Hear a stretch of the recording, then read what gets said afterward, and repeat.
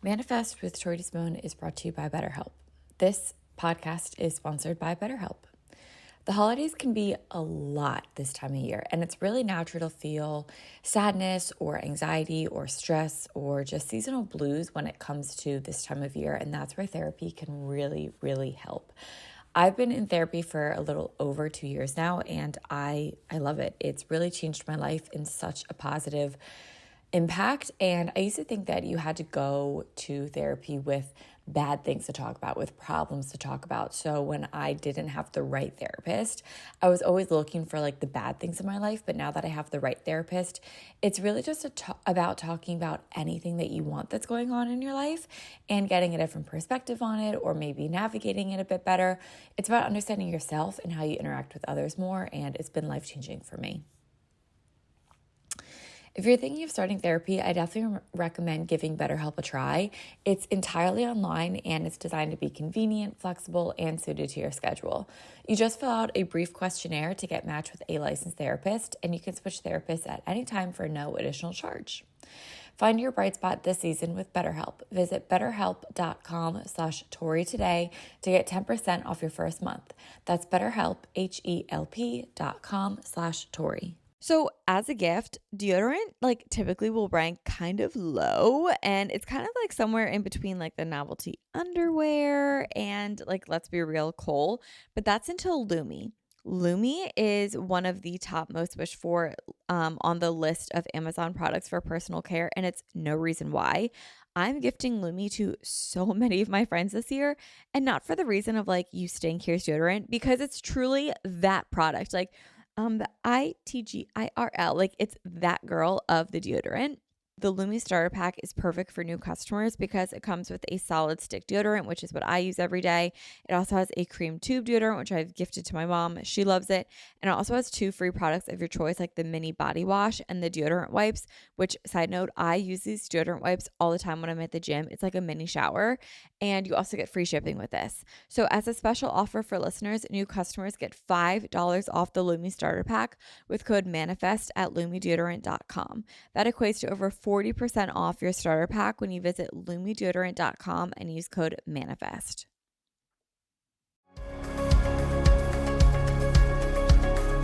Hi guys, welcome back to Manifest with Tori DeSimone. I'm your host, Tori DeSimone. I can't believe it. We are already at the end of 2023. I mean, I could just sit here and state the obvious that it feels like every year time just goes faster and faster. But the truth of the matter is this year absolutely flew by, and I can't believe I'm already doing a 2023 reflection video. So I guess episode video is so YouTube Tori episode.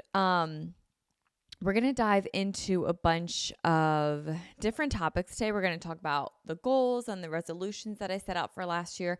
Did I accomplish them? Did I not? We're going to talk about some lessons that I learned in 2023. We're going to talk about what I did each month and what lessons I learned and kind of how the year brought me to where I am today. And it is truly quite the journey that 2023 has been. And if you guys stick around until the end, you will hear about something that I've kind of been putting off talking about, and I'll put later into this episode why that is. I was kind of putting off talking about it. And I'm also going to bring up something that I posted on my social medias a few weeks back about posting anxiety, because I got a lot of messages from you guys that were like, I did not think that you would, struggle with posting anxiety, but I do. I don't get any sort of anxiety about posting podcast episodes, like the episodes themselves or the videos, onto YouTube, which, by the way, if you ever want to watch the YouTube videos, I have the link down below. Thank you guys so much for 1,000 subscribers. It means the world to me. But I do get a lot of posting anxiety when it comes to posting pictures on Instagram, really anything on Instagram. TikTok seems to be a little bit more forgiving and not real. But I was talking to a friend yesterday and she was saying Instagram feels like you're sharing to your friends and to people that you know, while TikTok feels like you're sharing to anyone and everyone and the whole world. And I could not agree more. Yet it's scarier posting to like people that you know. Like on TikTok, I'll feel like I can post anything, but on Instagram, it's almost like I'm posting to a specific group of people. It's a bizarre complex. I kind of get into it, but I get into something else too in this episode that you guys have had questions about, and I've just honestly been avoiding the answer it too. So we'll get into all that today as well. But what a year 2023 was. And before we dive really deep into the episode, I just want to say that the next Manifest Book Club comes out on Thursday, December 28th. And the book is The Christmas Guest by Peter Swanson. It's a Christmas novella. So I think it's like 112 pages. It's a shorter read. And yeah, so that is going to come out Thursday, the 28th of the Manifest Book Club. If you don't know what the Manifest Book Club is, essentially we just read a book and then we talk about it. And the episodes are on the last Thursday of every month. Last month was The Power of Now, which we kind of got into a little bit on last week's episode as well, which was all about the 20s. So I will link that episode below, and I will also link down below the Manifest Book Club Power of Now. I had a special guest on with me. Her name's Jen Salino. She's also my yoga teacher, as I'm currently going through my 200-hour yoga teacher training.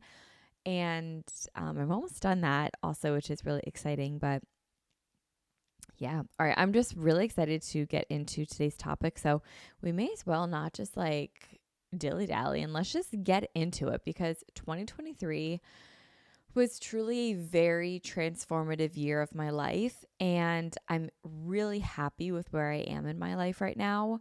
But I'll be honest, it's not at all what I had on my 2023 bingo card at all. But it feels really right. And it feels very soft and gentle, and it feels really nurturing to me, and it just feels really, really good.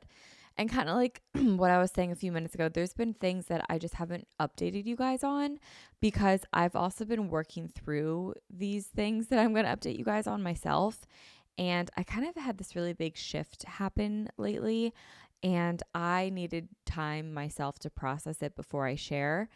And this is kind of where I want to get into like social posting anxiety before I get deep into like 2023 reflections and stuff. But social media, when it began, used to be a place to share photos and to keep up with friends and to post. Like I remember my first like Facebook status was that I was watching Pretty Little Liars, and I used to like stalk my crush in middle school at the time to like see what his profile picture was, so I could like see if he was like dating anyone, like stuff like that. Like it was just so innocent, and I feel like that's how Facebook and Instagram and all these sort of social media platforms started, was with a very innocent intent of reconnecting with people from school or high school, or keeping up with your family, like grandparents to see their grandkids, like stuff like that. Like it was very innocent. And now it's like the opposite. Now it's like, oh, you don't post your entire life on social media? Like you're the oddball out. When I just feel like everyone's private life is suddenly everyone's public knowledge.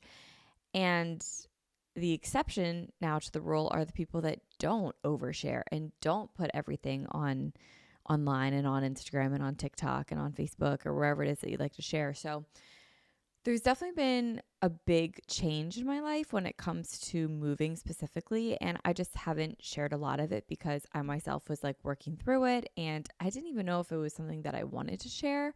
But truthfully, the reason that I wasn't sharing is because my ego was really, really holding me back. Like last week's episode was all about the 20s and expectations. And I scripted out the episode. And if you guys listen, I scripted out the episode and I was like kind of feisty in my script. And then at the end of the episode, I was in a place of such softness and gratitude and love. And I was like, I'm nowhere near where I was when I scripted this.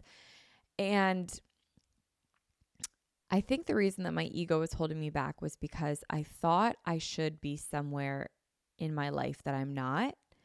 And I've had to let that expectation of me go. and I had to like shed that skin. But the thing was, I was already living in my current form and I shed the skin, but my ego was not letting me move on, right? Like it was like it was bringing my past self into the present moment, and that's always a recipe for disaster. But I was kind of convincing myself that like I should be ashamed of like what happened this year, or I shouldn't be broadcasting where I'm at because it's not where I want to be. And I think that can be a really big thing to get over, is like, yes, you can climb and climb and climb to reach where you want to be. Like you summit to the top of the mountain, and then once you get to the mountain, you want to share the summit. You want to share the peak. You want to share that you're at the top. But it was the journey that got you there that is really what people want to know. It's the journey of climbing Mount Everest that people tune in, not just to see the picture of what it looks like at the top. You know what I mean? So just because I'm not where I envisioned myself or where I want to be doesn't mean that I can't share it. You know what I mean? So that's sort of what I was working through. And my ego was really just holding me back of like, oh, you're going to share what others might perceive as not the best part of you. Like that's, you can, I was talking about this also with one of my friends the other day.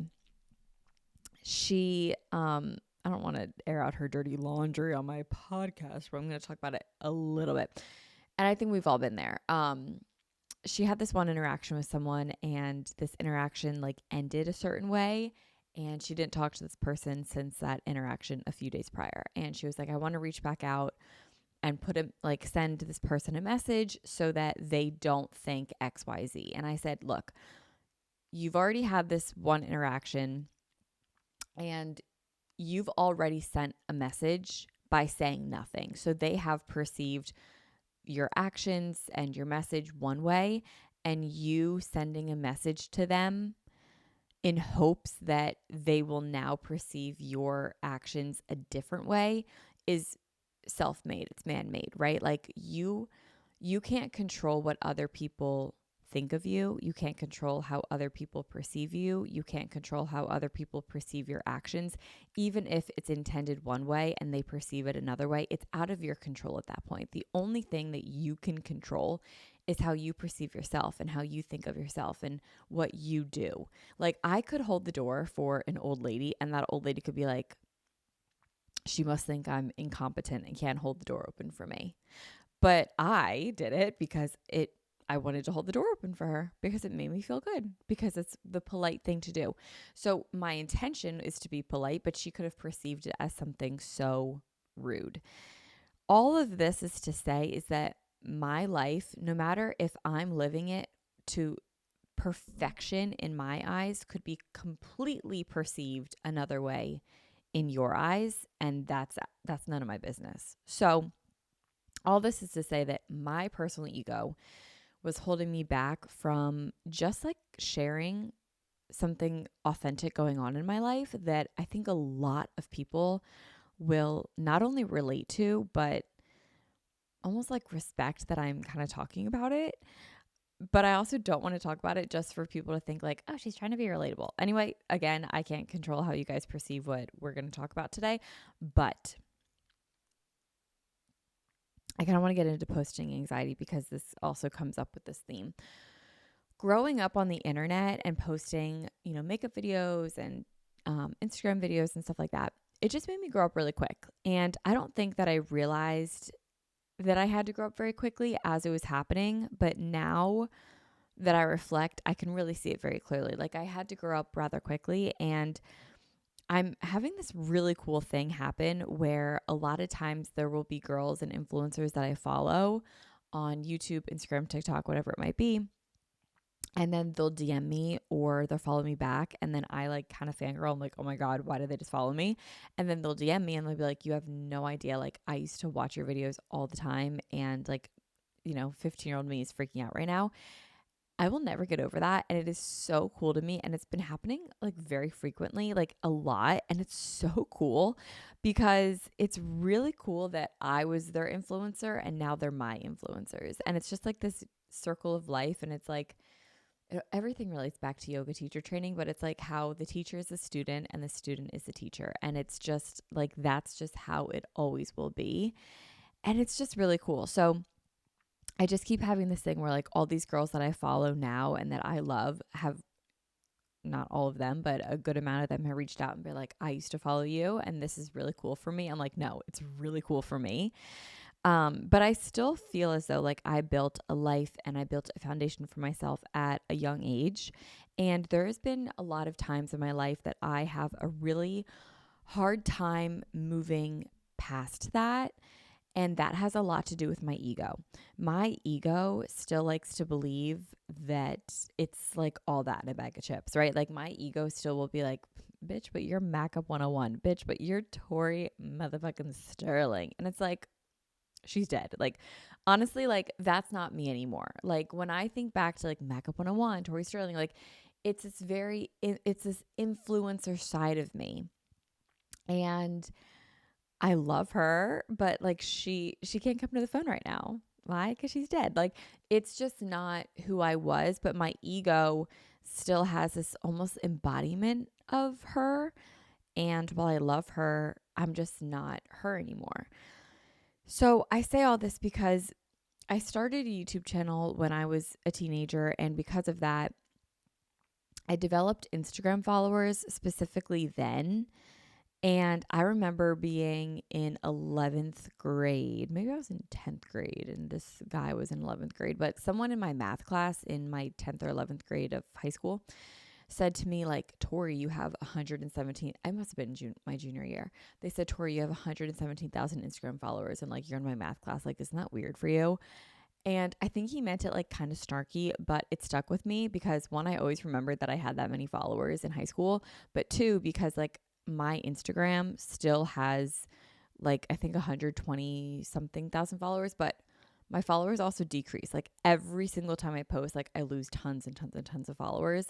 And I watched an old video of mine a few days ago and I had like a screenshot of my Instagram on it and I had like 156,000 followers. Like I've lost tons of followers because I just don't post what I used to. And I got this following when I was really young. And I think a lot of my followers that I have now are just from then. And then like my Instagram will every now and then come up and people will be like, why am I still following this account? And then they unfollow, which I totally get. So nothing, I don't take any of it personally, but kind of where I get like posting anxiety is that I feel like I have almost a responsibility because I have followers to be this modern day influencer, which is so different than the influencers, quote unquote, because it wasn't even a term 10 years ago. But I just don't relate at all to the modern influencer lifestyle. So now I'm just sort of like sitting on these followers that I'm not really sure what to do with. And to be honest, I'm not sure who to be to them. So I get really worked up and I get really anxious when it comes to posting because I have the followers. So there's like an expectation there, at least an expectation that I put on myself of what I should be posting, but I don't even know like who I'm talking to because these followers are from years and years and years and years ago. I don't really know. I don't really even know what to post. I don't really post anything new. I don't really post anything current. Whenever I post about stride stuff, for example, like that only applies to like 0.1% of my following. So I feel bad posting about that sort of stuff, but then I feel like I'm doing stride like a disservice by not posting. And I don't like daily vlog my days, so I don't want to put on my story like what I'm doing every day because I do have like a private personal life that I want to keep like private and personal, but like my old self, I don't know, like it's just this like very bizarre new age that I just have to navigate. And I've definitely outgrown my 16-year-old self. I mean, hi, that was 9-10 years ago. Of course, I'm not who I was when I was 16 and like what a blessing. But I kind of want you guys to imagine having 100,000 plus people when you wake up every single morning in your face, reminding you of who you aren't anymore. And that's kind of just like this weird thing that I've been working through for the past few years. And it's just been bringing up a lot of like posting anxiety. Like, I don't know who I am on the internet. I know who I am as a person offline. Like, that is so me. But when it comes to like building and bringing a brand onto the internet, I don't really know who that is. And having old followers brings this expectation in a new age of social media that I can't really live up to. But I'm also not doing anything to gain new followers. So it's just this weird relationship that I have specifically with my Instagram. That's where TikTok feels like liberating almost, because I don't really have this conversation on TikTok because it's new and I get new people that follow me and new people that find me. And I also get people that will be like, oh my God, I used to watch you all the time. So it's almost like a nostalgic follow. And I do appreciate that. So that's kind of where like my posting anxiety comes from. But all of this is to say, like, I promise this has a point. All of this is to say that I've been keeping a lot of things private just because I don't always know what to share. And I don't always know who I'm sharing to. Like 10 years ago, I knew who I was sharing to. Like, I was sharing to girls that also really liked makeup. But now, like, I don't know. I really have no idea. And I think it also gets hard because if you listen to people that say, like, oh, if you want to grow on social media, like, niche down, talk to a niche. And it's like, fuck a niche, because I'm complex and I have a lot of different interests. And if I were to just pick one thing and niche down, like, I think I'd be really bored. And I can't just pick a niche because I fit into a lot of different niches and a lot of different categories. And like, I have different interests one day than I do the next. And like, I want to talk about it all and I want to explore it all. So yeah. Anyway, all this is to say that I tend to keep some things private instead of sharing everything. And that's why this show, I feel like, is so safe to me because it has a very clear direction. It has a very clear audience. It has a very clear meaning. It has, like, I know the listeners, like you guys that are listening, like, I feel like I know every single one of you. And that to me feels really good. And I feel very clear and orientated. Directional. I don't really know what word I'm trying to say there, but I feel really clear when I talk on this podcast because I know who I'm talking to and I feel confident in what I'm speaking about. But some things I keep private, but I am going to open up on some things in this episode because 2023 was quite the year. So anyway, 2023 was a year of change. It was a year of clarity. It was a year of working through some difficult things when it comes to getting past my ego. And above all else, it was about a year of really, really leaning in. So let's start with my resolutions because I had 2 and only 2 resolutions when it came to 2023. And I accomplished neither of my 2 resolutions. So the first one was to run the Philadelphia Marathon. And the second one was to read 25 books. I did not run the Philadelphia Marathon and I did not read 25 books. So let's talk about it. So let's first talk about the marathon. I did not marathon. The marathon was actually last month. So it was November of 2023. It was almost a month ago exactly. It was November 19th of 2023. And I did not run it. The reason I didn't run it, 2 big reasons. Number one, I stopped training for the marathon in June. I started in January and I stopped in June. I stopped for 2 big reasons. The first one was I got a shin splint in June and that really derailed my momentum. And like, I'll be the first to admit it. Like, I got an injury and I was like, my momentum was just totally shot. And I just felt like everything that I built up to just became really hard again. Like, it took about a month for my shin splint to completely go away. Shin splints are a bitch. Like, they're not fun and it really hurt and it really threw me off. So I was out for a month resting it. And then when I went back in to the light beginnings of training again, I felt really beaten down and discouraged because I felt like any progress that I made was just gone. I went out for like a 40-minute run. I could barely even do it. Like, I just felt really discouraged in that moment.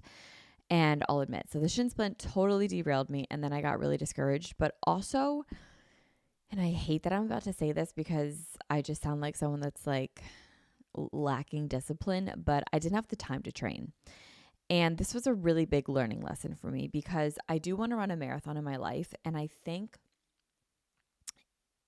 the first marathon I will do needs to be a spring marathon so that I can train in the fall, winter, and spring and have like the winter kind of be my peak time rather than a fall marathon where the summer is my peak training.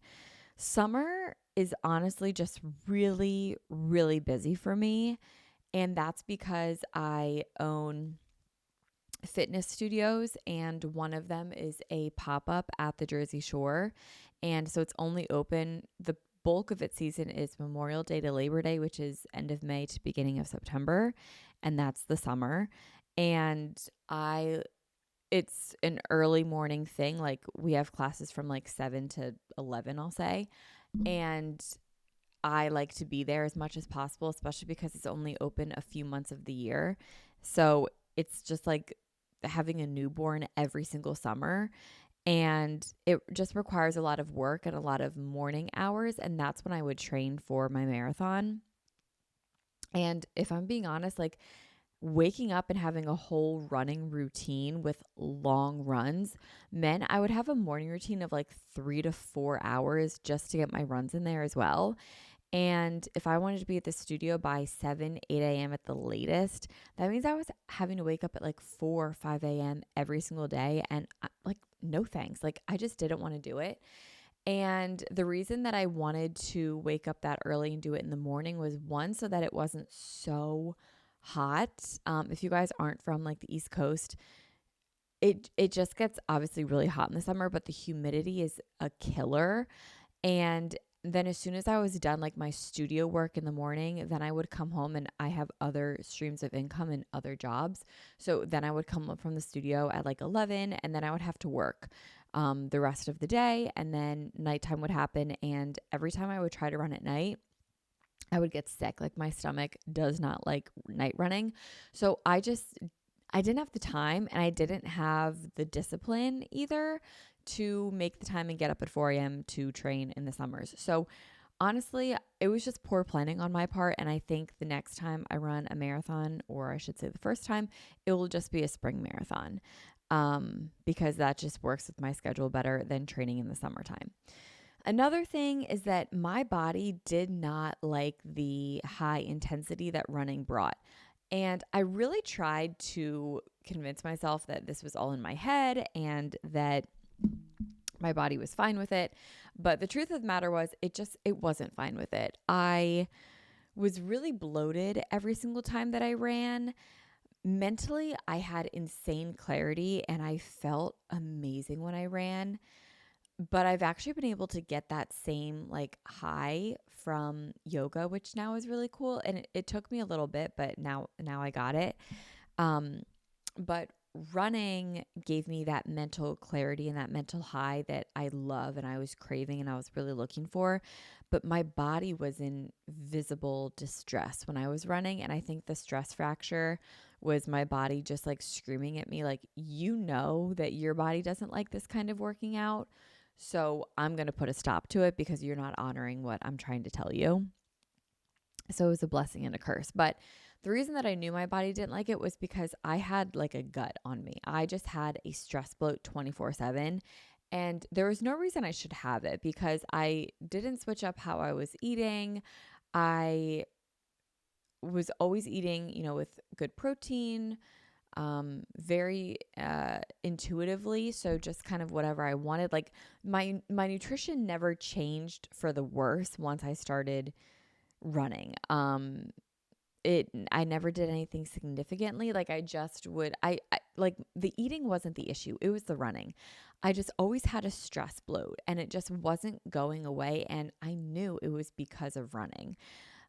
It was just my body being in clear distress and I was just ignoring it. Like it was just a bloat and a gut and I was just ignoring it. And I was just putting my body into like the survival high cortisol mode all the time and like home and environment, and like the body doesn't want to live there.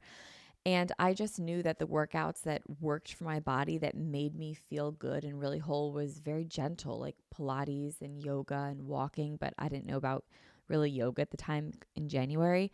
But whenever I was, just running, my body did not like it and I was not listening. So all those things combined led up to me not running the marathon.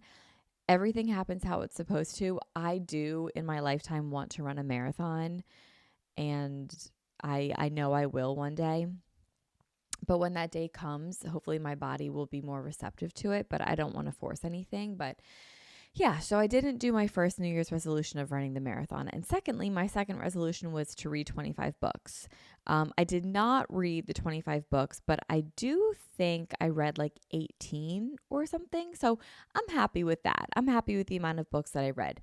I don't want reading to become the new hustle culture and put these like false pretenses out there of like, you need to read 10 books a month in order to be like an established person to talk about reading. Like if you read one book, you can talk about reading. Reading can also get very expensive. So I don't want to like put these like false narratives out there of like, you have to read a ton of books. It really doesn't matter, but I'm really happy with all the books that I read this year. And I'm really happy that I still read 18 as I'm like recording this episode. I'm sure when the year ends, I'll probably hit 20, but I'll definitely be continuing to read in the new year. And I definitely encourage anyone to read. I think it's a really beautiful hobby and it's very meditative and it's a really good mental escape. And I really like it. So let me talk about the books that I read this year actually, because I think that is fun and we can just go through the list. So let me pull them up. 2023 book log. Okay. So as of now, I've read 17 books. I'm currently working on my 18th book. So let me just zoom in and make this a little bit bigger because I can't really see if my font isn't like a giant size on my screen. Okay. The first book that I read was 20 Years Later, and I should have written down all the authors, but I think this one was by Charlie Donnelly. I rated this book 3 stars out of 5. This one was pretty good. It's like a murder mystery. I read only like thrillers for like the first half of the year and then I switched it up. 3 out of 5. This was good. It was about like a thriller, and like a murder mystery whodunit kind of thing. It starts off with a murder with what seems to be like a husband and a lover. And it was pretty good. 3 out of 5. Yeah. The next one was The Housemaid by Frida McFadden. I rated this 4 stars out of 5. I really liked it because it was very quick. It was a fast read and it really got me hooked on Frida McFadden. And I think this book gets a lot of people hooked back into reading. So if you are looking for a good book to get back into reading, I definitely recommend The Housemaid. It was a good one. But it was very similar to The Last Mrs. Parrish, but I liked it nonetheless. The third book was Never Lie by Frida McFadden, and I also rated this a 4 out of 5. This book was spooky. I read this book when my mom and I went to Idaho in March, and it was a spooky, spooky, spooky book. I was like afraid to read this alone at night. So I think that's why it wasn't a 5 stars, just because I was a little scared reading it, but it was really good nonetheless. I liked it. It was twisty. It was turny. It was good. This one, I liked it. The fourth one was The Inmate, also by Frida McFadden. I rated this a 4 out of 5 stars, but I think I'm actually going to give it like 3.5 out of 5 because you really need suspended belief for this book. It was a little weird. Okay. I liked it. I liked how you thought it was going one way and then it went another way and then you definitely need suspended disbelief, or is it suspended belief or suspended disbelief? You need to kind of just be like, it's a book, it's fake, this doesn't really happen. So whichever one that is what you need for this book. But nonetheless, it was good, and I do like Frida McFadden's books, so this one was 4 out of 5 for me. The next book was Look Closer by David Ellis. This one was my first 5 out of 5 stars for the year. This is insanely good. It's crazy. It's diabolical. It's insane. It's layered. And David Ellis, the author, has to be out of his mind to write a book like this because It is so layered and it is so complex, and it is one of the twistiest thrillers of all time. It's good. This one has a murder, it has affairs. It's really, really, really, really good. The next book was The Housemaid's Secret, and this was the second book to The Housemaid. I rated it a 4 out of 5. I think, again, because it was quick, it was good. Would recommend. You don't need to read The Housemaid to read The Housemaid's Secrets, but it definitely helps. The seventh book that I read, this is when I was like, okay, I kind of need to like switch things up from thrillers. I read The Daddy Diaries by Andy Cohen. I gave this a 3 out of 5. It was the first celebrity memoir I've ever read. Very funny, very interesting, and I liked it because it had a lot of inside scoop on the Real Housewives dramas that went on behind the scenes, so that I really liked. The next book I read was The Alchemist, and this was a 5 out of 5. I rated this a 5 out of 5 because it's just a very good book that I think everyone should read. It's very deep, it's very introspective, and it's like a book that you should read once a year. I really enjoyed it. I know in school a lot of people have to read it, so you might have already read this book, but 5 out of 5, I really like The Alchemist. The next book that I read was The Perfect Son. This was also by Frida McFadden. I gave this a 3 out of 5. Again, you need suspended belief or disbelief, whatever it is that we came to terms with. And at this point, I was also kind of over thrillers, so I think that's why it got low in my ratings. The next book that I read was The Girl That Was Taken by Charlie Donnelly. I gave this one a 4 out of 5. This one was pretty good because it has to do with a medical examiner and a murder and an autopsy.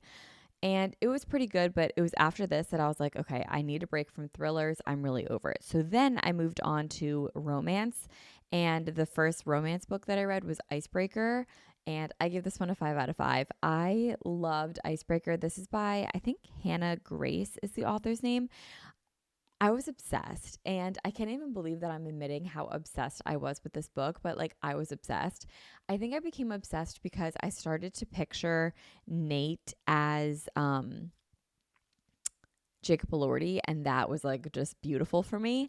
But I was obsessed. It was such a cute little book, and I could not stop thinking about it. It gave me like the giddy feeling that I got when I read After in high school, when I was reading After on my Wattpad. Like that's the same feeling that I got. It was just so cute. Like that's like I was obsessed. Like I was literally listening to the Spotify soundtrack of this book in the shower. Like I was just obsessed. So I loved Icebreaker. It's so cute. If you want to get into reading, this was like a really cute romance book, but it's spicy. So like don't think of me when you read it, but it's like spicy. Okay, the next book I read was The Nightingale, and I gave that one a 5 out of 5. This is by Kristen Hanna. So amazing. I was a mess at the end. I was crying. Loved it. I loved every single second of this book. It was a horrible tragedy of strength and love, and it just made me feel really fortunate to live in the time of life that I am. And it just makes you really count your blessings and really just puts a perspective on the world. This was based in World War II. And wow, it was really just, if you haven't read The Nightingale, I highly recommend. I hear it's being made into a movie. I don't know if I could watch the movie. There are definitely some things that once I read them, I was like, wow, I'm glad I didn't know what I was about to read.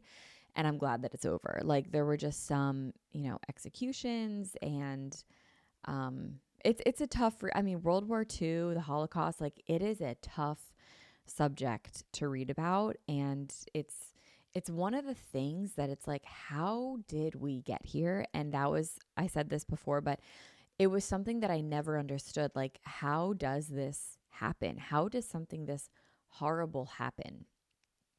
And that book explains how, and it's horrible. So anyway, The Nightingale, 5 out of 5, beautiful book. Okay. The holiday season is right around the corner, and with it comes gift giving, lots of great food, and of course, holiday portraits. Now, this is always the time of year that I just find myself getting my picture taken like a little more extra than normal. Obviously, being a podcast host, I am on camera, but that's why I always want to make sure that my skin is honestly as good as it can be.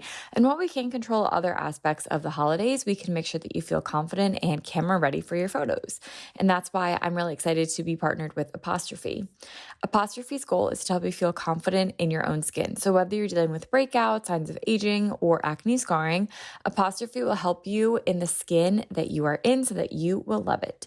Apostrophe is an online platform that connects you with an expert dermatology team to get customized acne treatment for your unique skin. Through Apostrophe, you can get access to oral and topical medications that use clinically proven ingredients to help clear acne. Simply fill out an online consultation about your skin goals and medical history. Then snap a few selfies and a dermatology provider will create a customized treatment plan just for you. Apostrophe offers access to prescription treatments for all types of acne, from hormonal acne to facial acne, even back, chest, and butt acne. So treat breakouts from head to toe. I've been seeing a lot of girls on TikTok talking about Apostrophe, and I used Apostrophe in the past as well, and I really enjoyed the whole process. It was super simple for my consultation. I just took a few pictures, and then very quickly I was connected to a dermatology provider, and I was able to get products that worked for me. I've also seen girls on TikTok say that it's really worked for them.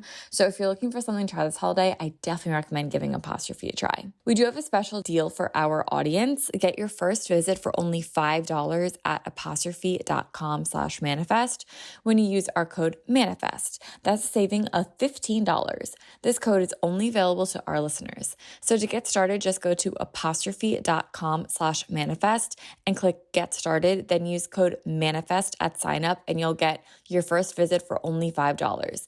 Thank you, Apostrophe, for sponsoring this episode. Manifest with Tori DeSimone is brought to you by BetterHelp. This podcast is sponsored by BetterHelp. The holidays can be a lot this time of year, and it's really natural to feel sadness or anxiety or stress or just seasonal blues when it comes to this time of year, and that's where therapy can really, really help. If you're thinking of starting therapy, I definitely recommend giving BetterHelp a try. It's entirely online and it's designed to be convenient, flexible, and suited to your schedule. You just fill out a brief questionnaire to get matched with a licensed therapist, and you can switch therapists at any time for no additional charge. Find your bright spot this season with BetterHelp. Visit betterhelp.com/Tori today to get 10% off your first month. That's BetterHelp, HELP.com/Tori. So as a gift, deodorant typically will rank kind of low, and it's kind of like somewhere in between like the novelty underwear and let's be real, Cole, but that's until Lumi. Lumi is one of the top most wished for on the list of Amazon products for personal care, and it's no reason why. I'm gifting Lumi to so many of my friends this year, and not for the reason of you stink, here's deodorant, because it's truly that product. The ITGIRL, it's that girl of the deodorant. Lumi is a game-changing whole body deodorant designed by an OBGYN to not only work on pits, but also literally anywhere on the body. I'm talking feet, privates, literally anywhere that you get odor. You can put this everywhere. Your belly button, your butt, literally anywhere. So no matter where you use it, Lumi is clinically proven to block odor all day long, and it's all thanks to its one-of-a-kind pH-optimized formula. They've gotten over 275,000 five-star reviews to show for it, and I am one of them. So really, giving Lumi isn't just giving deodorant, it's giving a product that will blow everything else that they are using right now out of the water. And for the confidence that they're going to feel from head to toe, or I guess I should say pits to toe, but seriously, this stuff is the real deal and it really works. Lumi has a special offer going on right now. For new customers, they can get $5 off the Lumi starter pack with the exclusive code and link. Use code MANIFEST at lumedeodorant.com. That's LUMEDEODORANT.com. I love Lumi. I'm currently using the Lavender Sage Lumi deodorant stick, and I am obsessed with it. It smells so amazing, and it lasts all day long. I use this stuff during hot yoga. I use it for days on end. I am obsessed with this, and it really, really works. It is the first aluminum-free deodorant, and honestly, aluminum-free deodorant, just deodorant period, that actually keeps my BO away. I smell so good with this deodorant. It is first of its kind. It's revolutionary. I am obsessed with it for good reason. It blocks odor all day long and can control up odor for up to 72 hours. It's aluminum free, baking soda free, paraben free. It's pH balanced. It rates excellent on the Yuka app, and it was created by an OBGYN, so I really do trust it. It really does actually work better at controlling odor alone than just with shower and soap. It's really, really, really cool. I could not recommend Lumi enough. So like I said, the Lumi starter pack is perfect for new customers because it comes with a solid stick deodorant, which is what I use every day. It also has a cream tube deodorant, which I've gifted to my mom. She loves it. And it also has 2 free products of your choice, like the mini body wash and the deodorant wipes, which, side note, I use these deodorant wipes all the time when I'm at the gym. It's like a mini shower, and you also get free shipping with this. So as a special offer for listeners, new customers get $5 off the Lumi starter pack with code MANIFEST at lumideodorant.com. That equates to over 40% off your starter pack when you visit lumideodorant.com and use code MANIFEST. Are you selling a little or are you selling a lot? Shopify helps you do your thing however you cha-ching. Shopify is the global commerce platform that helps you sell at every stage of your business. So from the launch your online shop stage to the first real life store stage, all the way to, oh my God, did I just hit 1 million orders stage? Shopify is there to help you grow every single step of the way. So whether you're selling scented soap or offering outdoor outfits, Shopify helps you sell everywhere and quite literally anything. From their all-in-one e-commerce platform to their in-person POS system, whatever and wherever it is that you're selling, Shopify has got you covered. Shopify helps you turn browsers into buyers with the internet's most converting checkout, with 36% better on average compared to all the other leading commerce platforms. So you can sell more and with less effort thanks to Shopify Magic, which is your AI-powered all-star. I use Shopify personally for the manifestplanner.com, and I love it. When I first started selling the manifest planners, I had no idea how to sell anything online when it came to digital content or actual physical products. But the manifest planner and Shopify made it so easy and so professional. And I think you guys see this all the time, but you might not even know it because Shopify powers 10% of all e-commerce in the US. They are the global force behind Allbirds, Rothy's, Brooklinen, and so many millions of other entrepreneurs of every size across 175 countries. I will go on some of the top brands in the world and I will notice that they use Shopify, and they use Shopify because they are that site. Like, they are the place to be. Plus, Shopify's award-winning help is there to support your success every single step of the way, because businesses that grow with Shopify. So sign up for a $1 per month trial period at shopify.com/manifest, all lowercase. Go to shopify.com/manifest now to grow your business no matter what stage you're in. That's shopify.com/manifest. The next was Fourth Wing, and I gave that a 4 out of 5. And Fourth Wing is obviously by Rebecca Yarros. And I wrote that it didn't keep my interest and that the war scenes were honestly just really boring to read, but I did really like the love story. And half of it was hard for me to understand, but then I went on TikTok and I started looking up theories, and that really helped. So if you just read Fourth Wing, or you want to read Fourth Wing, but you're like kind of struggling to understand it, go on TikTok, look up the theories. I think it really, really helps. And that also made me really like the book a lot more once I felt like it had a community behind it. So I read that in like the beginning of October. So I had a little bit until Iron Flame came out. I also want to say that Fourth Wing and Iron Flame are really long books, and so is The Nightingale. Okay, I think if I didn't read such long books, I might have been able to like hit the 25 books, but I'm really glad that I read those books because they were good books. Okay. Then I read Wildfire, which was the second book in the Icebreaker series, the Maple Hill series. I give this one a 4 out of 5. It was a slow burn. It was definitely cute and cheesy, but it wasn't as good as Icebreaker. I think Icebreaker I was just like obsessed, but it was still really cute nonetheless. I didn't like that Russ kept saying sweetheart. It just like didn't sit well with me, but it was still really cute. I really liked it. But it wasn't as good as Icebreaker, but it was still really cute. Then I read In the Likely Event by Rebecca Yarros, and I give this one a 4.5 out of 5. I thought this one was really cute. I also thought it was sad. I thought it was emotional. It's pretty much about like military love, and I thought the main character, Nate, was like so hot and so cute. And I just like loved reading about him. And yeah, I really liked that book. I thought it was cute. I gave it a 4.5. I liked the ending. Yeah, nothing more to really say about that. Then I read Iron Flame, and Iron Flame took me the entire just about month of November to get through. Oh my God, it was so long. So that one really derailed my progress when it came to reading. And I give this one a 3.5 out of 5.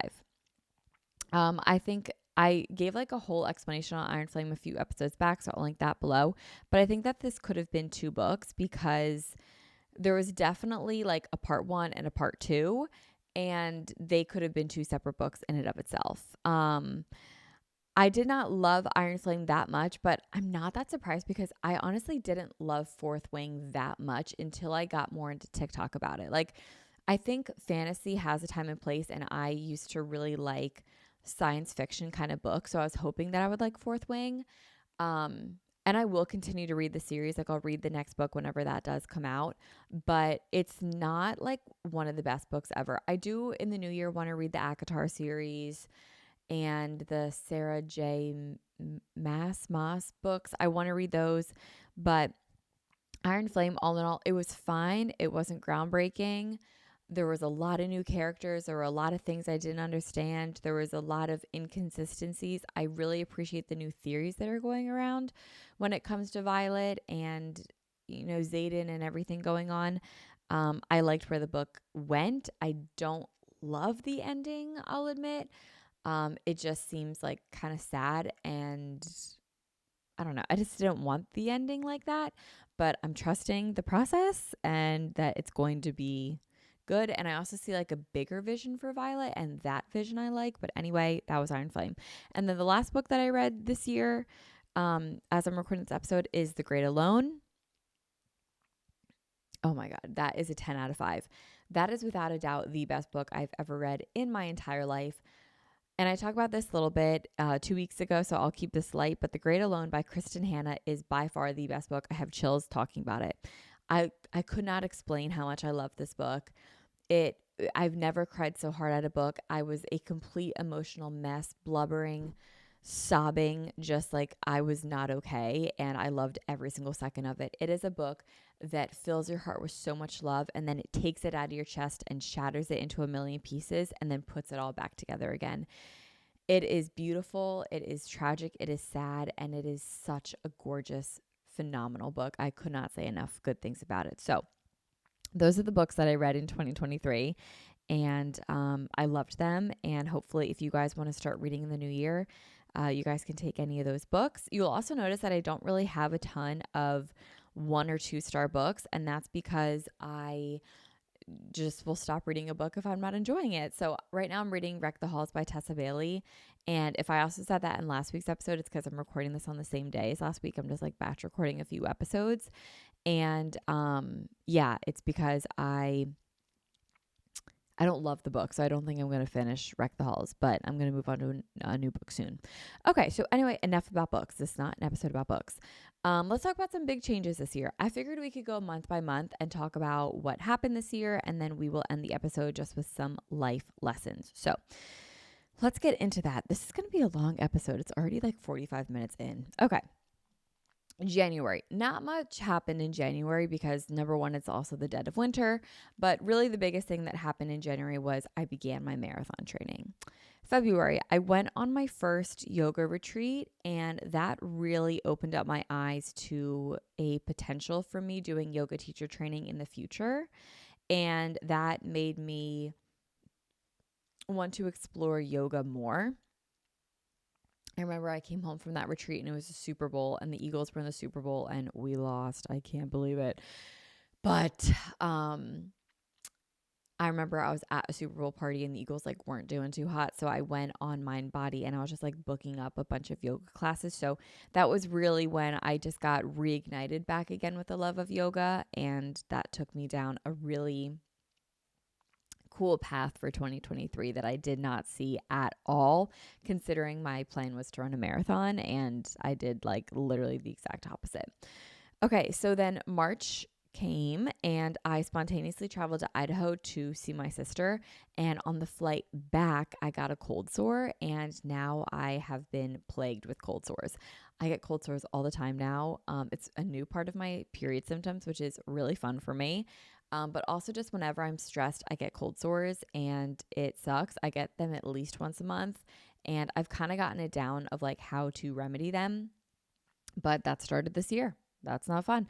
I also was doing a lot of running in March, and I look back on those times really fondly, especially when I was in Idaho visiting my sister, because I would run in the snow and seeing the mountains, and that was really nice. And I definitely prioritized it, and it was like nice to feel like I was getting good at something. In April, I turned 25, and my boyfriend broke his finger. Okay, now this sounds so stupid to include it. And I don't want to get like too nitty gritty into this on the podcast because it's my relationship and I like to keep my relationship like private while still letting you guys in on, things that I can. But this was a really big thing that happened this year, my boyfriend breaking his finger, because it led me to where things are now without expecting to be here. And that has to do with a lot of factors, but one of them being his career specifically as well. So I'll get into like this later, but him breaking his finger put a lot of financial pressure onto me because he works in blue collar fields. And when he broke his finger, he not only just like broke his finger and then put a splint on it, he like smashed and destroyed his finger to the point where he had to get surgery on his finger. And then that surgery had him in like a full on cast for a finger. Like it was the most dramatic finger break of our lives. But when he broke his finger, he did it outside of work. So he wasn't able to get any sort of like workers' comp or anything like that. So this break put a lot of financial pressure on to me because he couldn't work. And yeah, like we were living together, we were like splitting, rent and stuff. And then when he stopped working, that all stopped. And it just put a lot of pressure on to me. And I don't want to get like too deep into it because again, it is like our relationship and stuff, but it was important that I mention the finger break because that brought a lot of things like to where they are now and how they are falling into place where they should be, even though at the time it was like really honestly very stressful. So he was out for 6 weeks because of that. And then summer began and he essentially didn't go back into work into the fall. And that just put a lot of pressure on me through like financial pressure through the summer and things like that. And it was just like, it was tough. Like it was just like a rocky time in our relationship because it was the first time that we had to really like be adults and sit down and like really talk about like our future finances, like all that sort of stuff. And I'm really grateful that it happened because it was one of those talks that like we had to do, but it all stemmed back from breaking a finger in April. So I wanted to include that.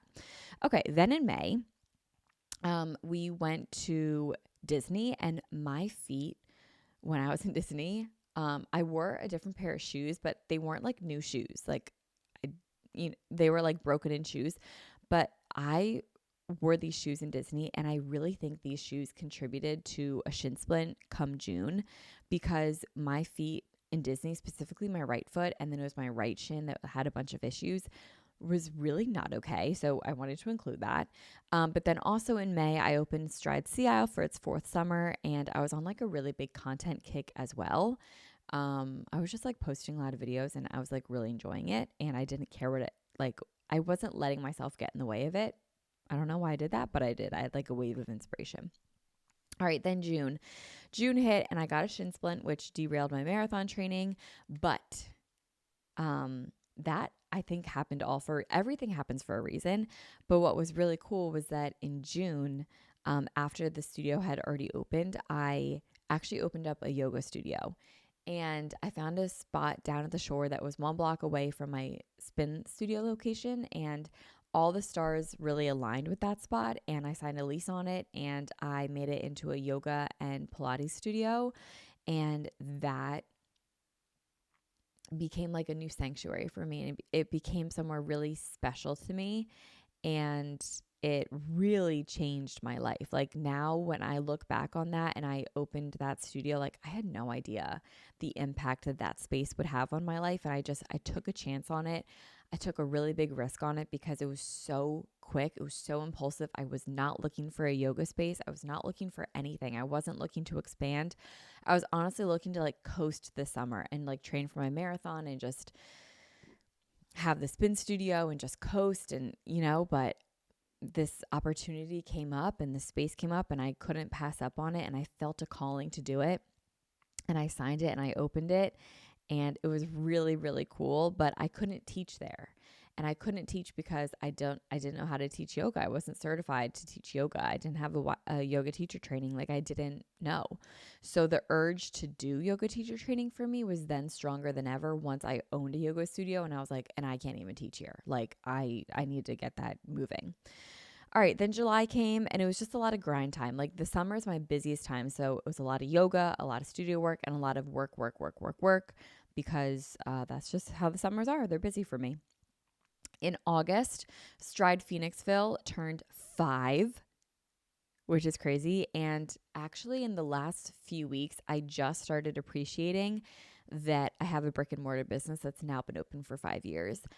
I don't know why, but I really blew that milestone like just under the, I just like shoved it aside, like as if that was nothing, as if it was just like another year in the bucket. But like 5 years to own a brick and mortar studio is a really big accomplishment. And I'm really freaking proud of it. And I have just started like being really proud of that. I didn't let myself really appreciate it until recently.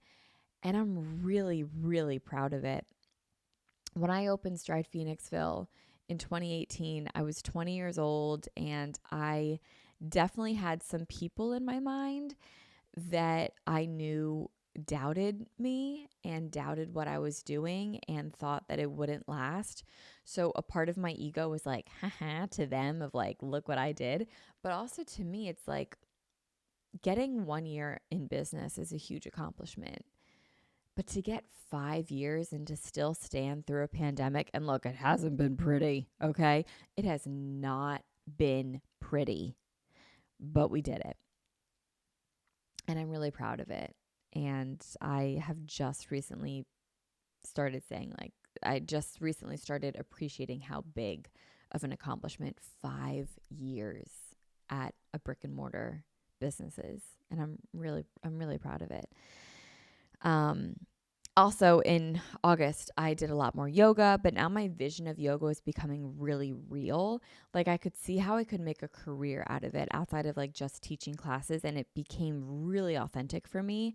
And I started to feel really, really aligned in myself for the first time in a very long time. And Stride Sea Isle just feels so like home to me. And the fact that it was the 4th summer there with this new adventure, it just felt really good. I felt very aligned, very authentic, and really, really good. So like this little yoga space and the beach, it just meant the world to me. And my parents also got a puppy in August. Frankie, he is like the light of our lives. Okay, September, it was the transition back into quote unquote real life. And my goal was to just relax in September because from May to the beginning of September is a sprint every single day, all the time. But in September, I never stopped. I just kept going. And now in December, I'm feeling that. And I'm just feeling I never let myself rest.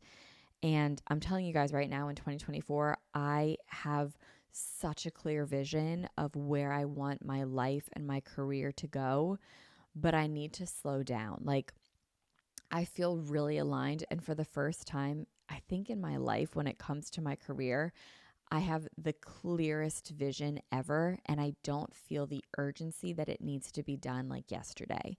This is a vision that will come to fruition when it's authentic and when it's ready, and that feels really good. So I definitely want to slow down in 2024 and allow myself to rest when I need it, because I feel like I'm always in a rush, and I'm starting to ask myself, like, where am I always in a rush to go? Like, this is my one and only life. Like, where am I trying to go? Okay. In October, I co-hosted my first retreat down at the beach, and that was really amazing. I also began yoga teacher training. So I'm in a 200-hour yoga teacher training program. I will be finishing it up by the end of this year. But I began that in October and it's been amazing. But my life since October, like from October to today, has been eat, sleep, breathe yoga. And I'm loving it. It's really cool. And as soon as I stop yoga teacher training, I think I'm going to be really sad. Okay. November. This is what I was talking about earlier with my ego. In November, I moved and I moved back in with my parents. Yeah. Okay. So this is what I haven't been talking about. And let me explain why I haven't really been talking about this. First of all, if you live with your parents, I want to be the first to say, like, there is nothing to be embarrassed about. It took me a really long time to work through this for a lot of reasons. Number one, I moved out of my house when I was 18 years old. I went to college. I did not like college and I wanted to move home, but I did not want to move back home into my childhood house for reasons that I just won't really get into. There was nothing wrong with my home life. I had an amazing childhood. I loved that house, but I just had to move on. I had to feel like I wasn't going back home to my hometown and going backwards in life. So I thought the answer to that was to move out. And so I did. I moved out when I was 18 years old. I purchased a condo in 2016 and I sold it in 2021. I sold the condo because the market was really hot and I definitely made a good amount of money off of that. So I'm really blessed that I have had that money to kind of help me be where I was at the past few years. So that was like a really good investment that I made when I was 18 and I got the benefits of it for sure. But honestly, that condo, I was just very ready to move away from the energy of that space. I don't want to get too into it, but like I was just ready to move on from it. So after I sold the condo in 21 and the majority of 23, I spent the next 2 years renting. I moved into an apartment and then I moved out of the apartment into a townhouse. And the townhouse is where I was living last. And the townhouse, I loved that townhouse and I was so ready to be in that house for like the next 5-10 years, honestly, until I found a house that I wanted to buy. But then with my boyfriend being out of work and him not being able to like really contribute financially to the household anymore, the rent just got too high. And then when it came to renegotiations of my rent, they wanted to raise it up way more. And I was like, absolutely the F not. And also with my boyfriend breaking his finger, kind of opened him up to him being like, I don't like my current job that I'm at. I want to get a new job. And now he is working a new job, but he's also like working towards a different career in that new career that I guess I could say he wants to become a state trooper. And with being a state trooper, you have to go away to the state police academy. So you have to leave for 6 months to go do that. And then they place you in the state, somewhere in the state. And you get to like request where you want to go. So all this is to say that like before he can go away to the police academy for 6 months, he's working another job. The reason that I bring this all up is because when he goes away, he could be going away in 6 months. He could be going away in 3 months. He could be going away in a year. So I don't know when he's going away, but whenever he does go away, that obviously means that like he's not going to pay for somewhere that he's not living. So I didn't want to sign a new lease with him just for him to like leave and then have this financial obligation because that's not fair to him. That's also not fair to me. So that didn't make sense. So we were just like looking at places like kind of on our own because that's just like what makes the most sense for us. So when I was looking, I wanted a 2-bedroom because I wanted the space for a podcast studio and everything like that. And to be honest, you guys, houses are out of the question because again, where he's going to go, we don't know where he's going to be placed. So I didn't want to buy a house just to maybe have to move out of the house. Also, the housing market is shit right now. There's no houses. There's no houses. And even if I find a perfect house, interest rates are crazy. And this quote unquote perfect house is like $500,000 minimum. And like, yes, I've made good financial decisions earlier in my 20s and I'm really grateful for that. But I don't have that kind of money. And like, it's not even that I don't have the money for a down payment. I do. But like, I'd be like house poor. Like, I'd be putting all of my money into this investment for a house that I'm way overpaying for when the cost of living is not going up. Like, it just makes no sense right now to buy a house. So I was looking at places to rent, and I also don't want to buy a house on my own. Like, I want him and I to buy a house together. That's what he wants. Like, we both want to buy a house together, but we don't know where we want to go yet because we don't know where he's going to be placed yet for his job. And we don't want to buy in this market because it's crazy and we don't like any of the houses that are coming up.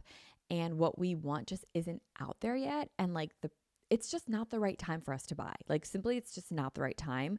So I was looking at places to rent, and I wanted a 2-bedroom, like I said, and I live in the suburbs of Philly. So that's like where I was looking, was in the suburbs of Philly. And everywhere that I was looking, I could not get, and I'm bougie. Okay, I'm going to admit I'm bougie. I could not get a 2-bedroom for less than $3,000 all in. And I mean, like, sure, rent was like maybe like $2,400, but when you add in like utilities and gas and electric and like parking, like they were charging parking expenses and trash removal and like all sort of stuff, it was like $3,000 all in. And that was just going to be what I was going to pay. I'm not doing that. Like, I'm not doing that. Like, so yes, could I afford it? Yes. Do I want to? No. No, I don't. So for that, I'm so beyond grateful that I have a family to fall back into, that I have a family that will support me until like all the stars really do align for me to move back out and to buy a place with my boyfriend and to like find a home that I want to stay in for a while. Like, yes, I could go buy a house right now, but I'm not going to get money back on it because if I sell it in a year, 2 years, like it just makes no sense. It makes no sense to do that. And then the rent is crazy. So I'm kind of like fighting the power of not renting by living at my parents'. And I'm really making this like to the best of my ability to be very, very smart during this time. I'm saving a shit ton of money. I'm investing a lot of my money. I'm really trying to have my money grow and grow and grow so that it's just really working for me. And I'm really grateful that I have the family that loves me and will allow me to move back in with them because I know not everyone is lucky like how I am. So I'm really, really grateful.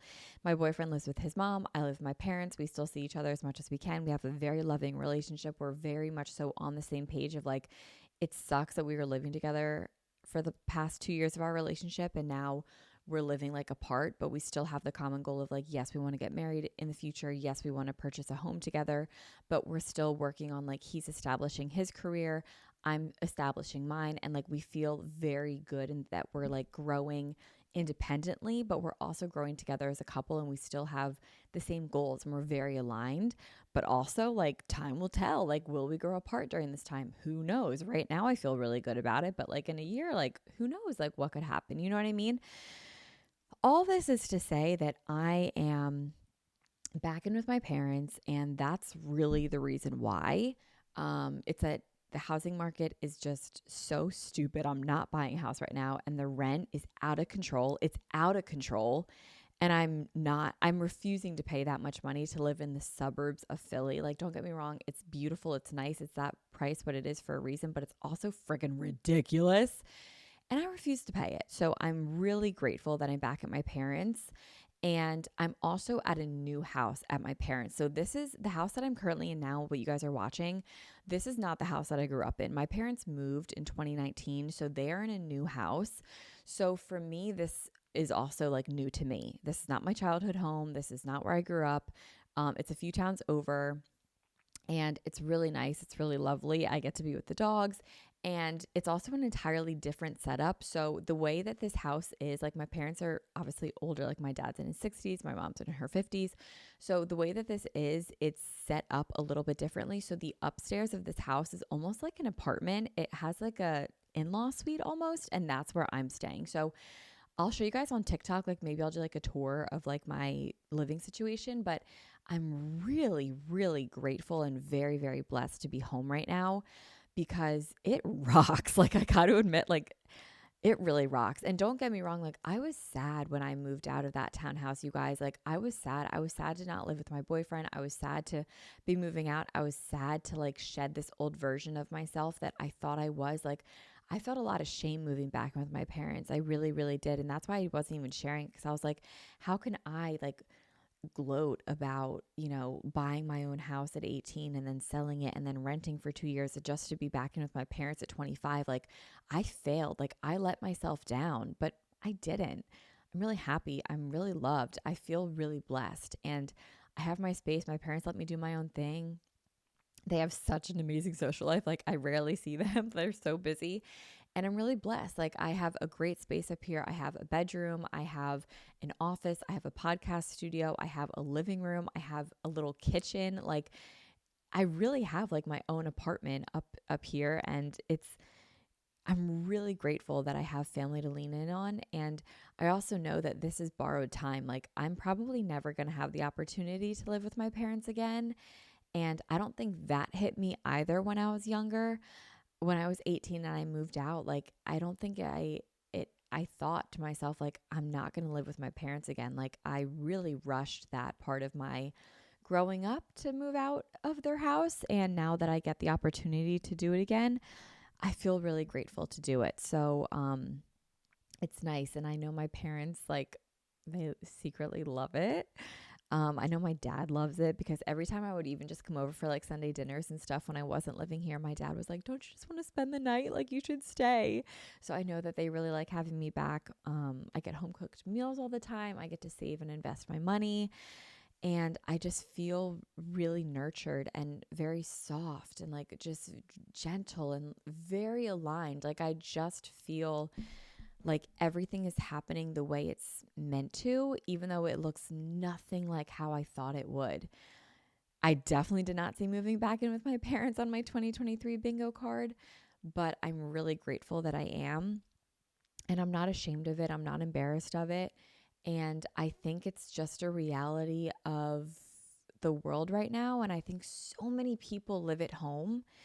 And I think a lot of people are embarrassed of it, or they feel like they should be, because we see a lot of people that don't live at home right after school. But I also live pretty much like where I grew up. You know what I mean? So like, I don't feel the need to live 5 minutes down the street from my parents and pay $3,000 a month just to say that I don't live with my parents. Like, if I can be financially smart in these times and save money with the greater goal of purchasing a home later on, I'm going to do it. I'm going to do it. And if it also means that I get the support from my boyfriend while he does the same thing and he saves his money and he develops a career for himself that he's really excited about, then I'm really glad about that too. And him breaking his finger like led him to this career that he's excited about. And I just think it's really awesome. So everything is happening how it is supposed to, even though in times it felt rocky and full of like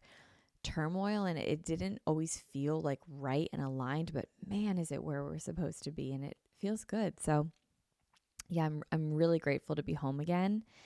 And yeah, that was a big year for me. That was a big switch. That was a really big switch that happened in this year, moving back in with my parents. I'm never leaving. I will eventually leave, but like, I love it. I really do. It just feels good. And I keep seeing TikToks of like, hold on tight, guys. It's just beginning. Whenever people talk about the economy, I'm like, yeah, I'm way ahead of you, babe. Like, I'm way ahead of you. And I've been making like smart decisions. Now it's December. I just bought a new car, and I bought a new car. Part of me is like, I moved home. I'm saving money. I'm going to go buy a car. What was I doing? But I did buy a new car in December because my lease was up in July. And like I mentioned before, my busy season is summer, and come the spring, like I wasn't really going to have time to test drive cars. I didn't know what I wanted to buy. I had a Range Rover and it started just driving really horribly, if I'm going to be honest. And people always told me that. So many people were like, don't buy Range Rovers. They aren't good cars. And I was like, that's not going to happen to me. So I got a Range Rover, I leased it, and it happened to me. Okay. It just started driving really wonky and really terribly. And whenever I would go get it serviced, they were like, no, it actually drives perfect. Like, this is a perfect car. I'm like, I promise you it's not. The technology conked out a ton. Like, the car wouldn't start. That was the biggest problem. My car would never start. Like, it would never detect the key. And it wasn't the key. I don't know what the problem was because there were no batteries to change in the keys. I used both keys. Like, it was just the car thing. Like, the car technology was not good. So there were many, many, many, many, many times that I could not start my car for 20, 30 minutes because of technological issues. It also just drove not the best, and it just had a lot of issues. I had a 2020 Range Rover Evoque, and I was really excited to get out of that lease, and I could essentially like bring the lease back at any time that I wanted. So I started looking for cars late summer, and I was looking for any kind of car. I was looking at all brands, all names. I don't know. Like, I was test driving everything. I was test driving Toyotas, Volvos, Volkswagens, Jeeps, Lexuses, Audis, like everything. And I just recently bought a car 2 weeks ago, and I ended up with a Hyundai Santa Fe, and I so far love it. And I purchased it, and I'm really proud of myself. It was a very big girl purchase, and it was a purchase that I was really proud of also because I got a great deal. Interest rates for houses are high, but they're also high for cars. And I was getting quoted for like 7%, 8% interest rates. And I got a deal with the Hyundai dealership of 0% APR for 60 months. So that's what I went with. And so now I have a car that I fully purchased, and it has no interest on it. And I'm really proud of that purchase. So I feel like I'm just making really smart financial decisions, and I just feel really good about that. Like, that feels really good. Yes, my ego took a hit when I moved in with my parents, but my ego was also driving the boat and driving the car when it came to the sense of living on my own and paying an exorbitant amount in rent and driving a Range Rover just to say that I live on my own and drive a Range Rover. Like, who am I trying to impress? Like, the only person I'm hurting is my wallet, right? The only person I'm impressing is myself. No one cares what I'm doing with my life. And like, if I was really living on my own to be independent, like, I have that same amount of independence here. And I don't need to live 5 minutes away from my parents paying $3,000 a month in rent to feel that same sense of freedom and independence. And like, I'm on track for my life because I know I'm exactly where I'm supposed to be in my life. And I think, if anything, 2023 gave me a lot of clarity that I don't need the Range Rover to feel like I'm accomplished in my life. Like, I love my Hyundai. I love it. I freaking love it. It's an amazing car. It was a smart purchase, and I'm really proud of it. I love that I'm home with my family. I love that I have a boyfriend that is on his path, and we are very aligned in our goals. I'm really proud of the life that I'm building. I'm really proud of the businesses that I've built. I'm really proud of the milestones that I hit this year. I'm really proud of this podcast. I just feel like I just got so much clarity this year, and I'm really, really proud of everything that happened this year. And I did not expect anything that happened this year. I did not expect yoga. I did not expect to live with my parents. I did not expect to get a new car. I did not expect to not be living with my boyfriend. I did not expect anything that happened this year. And man, what an amazing year it's been. And I think there's so much beauty in that. And I think I just feel really, really good about where I landed in 2023. And this is like therapy for me right now. And I can't believe how long this episode is because I still want to talk some more. Okay. Let's talk about some themes from this year. Oh Oh yeah, in December, I got a new car, and then I'm also about to finish up my 200-hour yoga teacher training, and I could not be more excited for the new chapter to come in 2024. Next week's episode is going to be all about 2024. My goals, my resolutions, what routines I'm going to be doing, think of like a giant 2024 reset. That's what next week's episode is going to be. Okay, some themes that I learned and lessons that I learned this year. I have a few. The first one, I realized I was done being the townie influencer. What I mean by that, I used to let people call me for favors when they needed things promoted because I had followers, and I let it happen because it felt good to be needed. But this year, I kind of hit a point where I was like, you know what? I feel like I'm being really used, and I feel really transactional. I don't feel like I'm a human being to these people. And these aren't brands that were like paying me. It's not like Sephora hired me for a sponsorship, or it wasn't. It was like people that I knew. And it was people that were like, "Hey, can you promote this?" Or, "Hey, could you repost this?" Or, "Hey, do you want to collab?" Like, "Hey, do you want to?" And I was just like, "I know why you're asking me. Like, I don't see through it." And at first it's flattering, but it reached a point where I was like, I'm done being used. I'm done being transactional to people, especially when I explained, like in the beginning of this episode, kind of how I felt about my posting anxiety that I was dealing with all this year and for years. So feeling that on top of feeling like I was being used and like I was very transactional to people, I was really like, you know what? I'm done. So I just made a vow to myself this year that I was done being like the town influencer. And I now don't say yes to when people are like, "Do you want to do a giveaway with me?" It's like, no, because I don't even do a giveaway on my own. Like, unless like I've given away manifest planners this year, but that's it. Like, no, I'm not doing this stuff anymore to promote you because you see me as a number instead of a human being, you know? So I made a vow to myself in like the middle of this year. I was like, you know what? I feel really transactional with some people in my life, and I'm done with that. The next thing was that my circle of people became very intentional.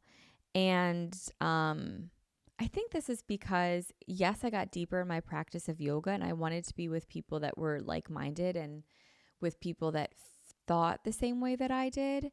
But also because I think as I dove deeper into myself, I began to see others for who they are and not who I wanted them to be, and not for who I thought their potential could be, but for who they are. And I started taking people at face value, and I just made the decision like, do you drain me or do you energize me? And if it was the answer was you drained me, then I just sort of distanced myself. And if you energized me, then I hung around with you more.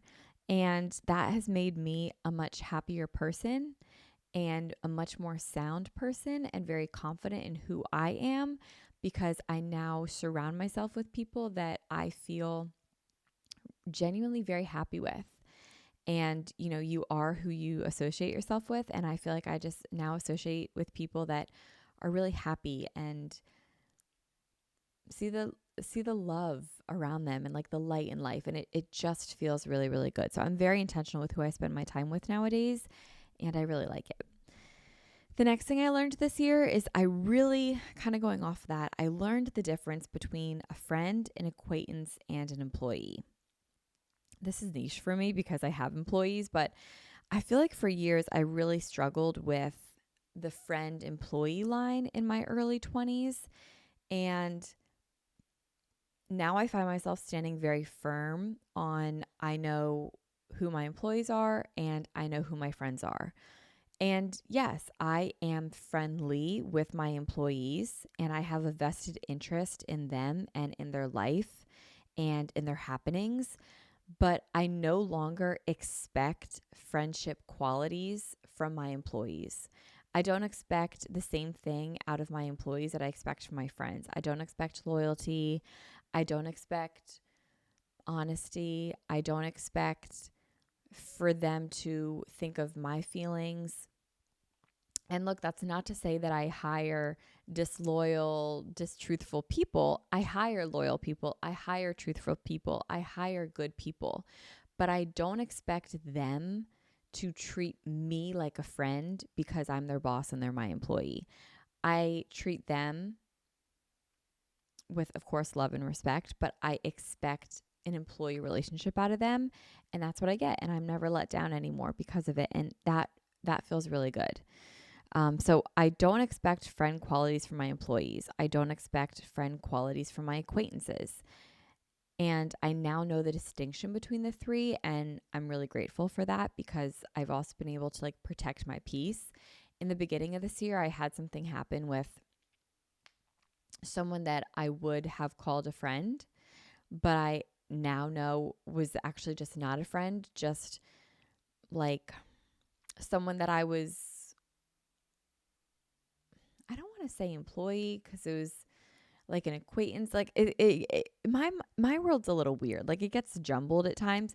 But in the beginning of this year, I had something happen that I took very personally. And my therapist to me was like, why were you expecting this person who's not your friend? You have a very different relationship with them. Why were you expecting them to treat you like how your best friend treats you? And I was like, you're right. You're right.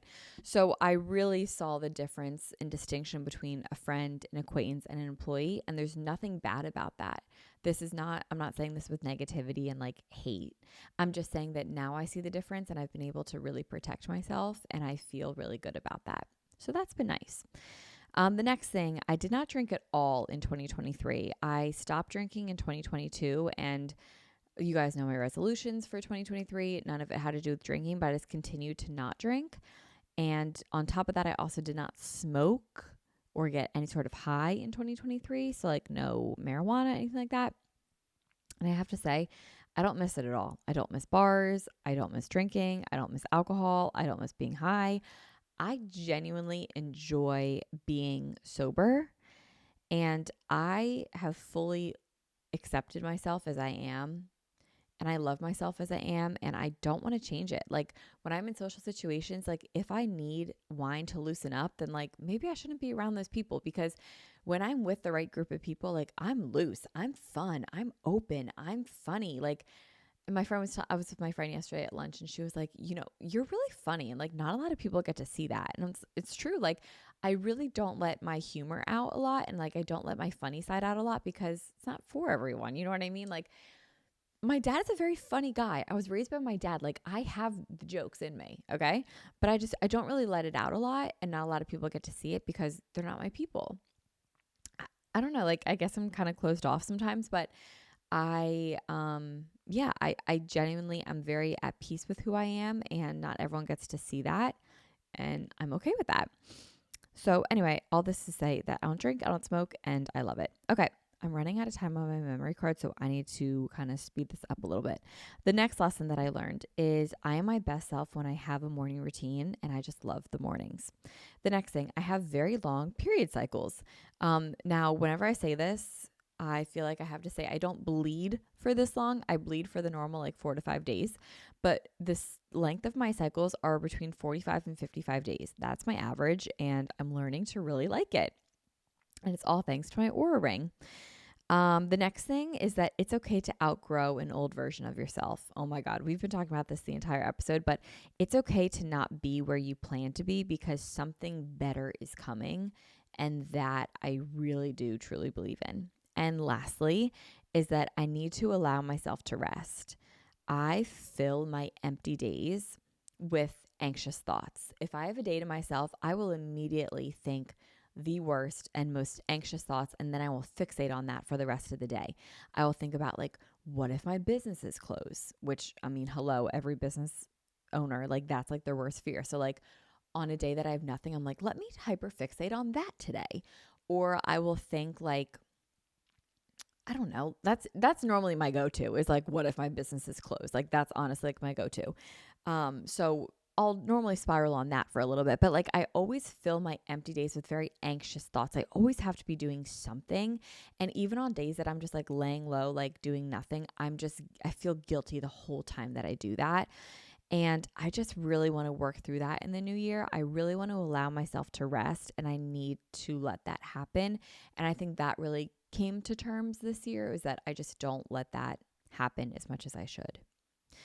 Okay, you guys, this is a very long episode and my memory card is running out, so I need to cut this. But that is my 2023 reflection, the lessons that I learned, what I was not expecting on my bingo card. But honestly, what a year. Like, this is going to be one of the best years in history for me. I learned so much and it was such a transformative year, and I'm so eternally grateful for it. I want to thank you guys for being a part of this journey. I feel like I'm just growing up on the internet in front of everyone's eyes, and it's a blessing and a curse, but more of a blessing than anything. I love you guys. Thank you so much for listening, and I will talk to you guys all next week. Happy Manifest Monday, and I hope you guys have an amazing rest of your 2023. Bye, guys. Are you selling a little or are you selling a lot? Shopify helps you do your thing however you cha-ching.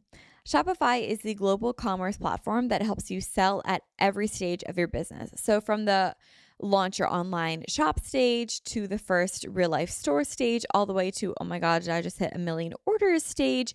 Shopify is there to help you grow every single step of the way. So whether you're selling scented soap or offering outdoor outfits, Shopify helps you sell everywhere and quite literally anything. From their all-in-one e-commerce platform to their in-person POS system, whatever and wherever it is that you're selling, Shopify has got you covered.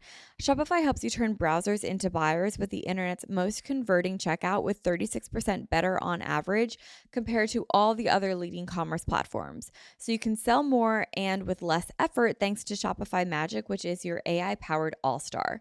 I use Shopify personally for the manifestplanner.com, and I love it. When I first started selling the manifest planners, I had no idea how to sell anything online when it came to digital content or actual physical products.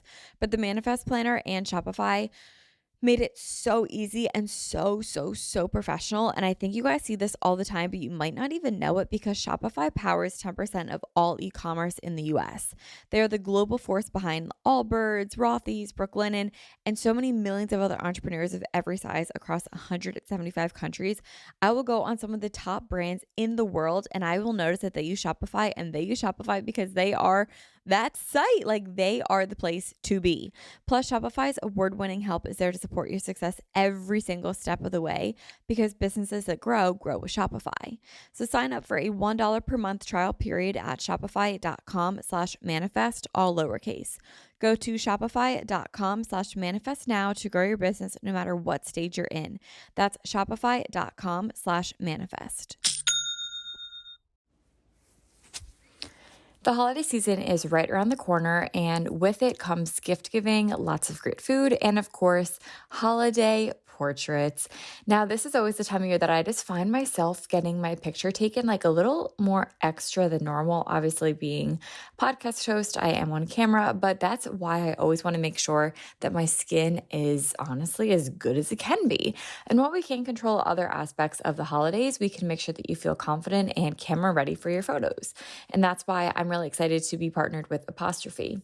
Apostrophe's goal is to help you feel confident in your own skin. So whether you're dealing with breakouts, signs of aging, or acne scarring, Apostrophe will help you in the skin that you are in so that you will love it. Apostrophe is an online platform that connects you with an expert dermatology team to get customized acne treatment for your unique skin. Through Apostrophe, you can get access to oral and topical medications that use clinically proven ingredients to help clear acne. Simply fill out an online consultation about your skin goals and medical history. Then snap a few selfies, and a dermatology provider will create and customized treatment plan just for you. Apostrophe offers access to prescription treatments for all types of acne, from hormonal acne to facial acne, even back, chest, and butt acne. So treat breakouts from head to toe. I've been seeing a lot of girls on TikTok talking about Apostrophe, and I used Apostrophe in the past as well, and I really enjoyed the whole process.